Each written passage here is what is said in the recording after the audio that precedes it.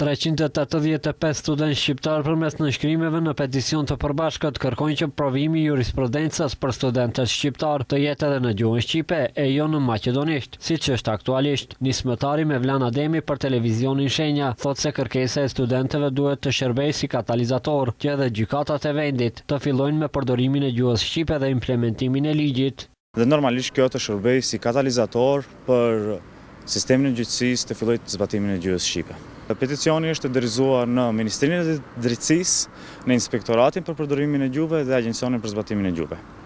Nënshkrimet nga peticioni janë dorëzuar institucioneve, ndërkaq Ademi thotë se deri më tani nuk ka përgjigje zyrtare.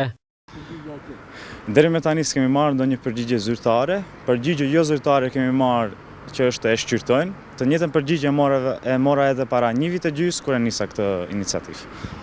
Presim të na ndëgjojnë dhe të reflektojnë dhe të na i përgjigjin kërkesës në mënyrë pozitive.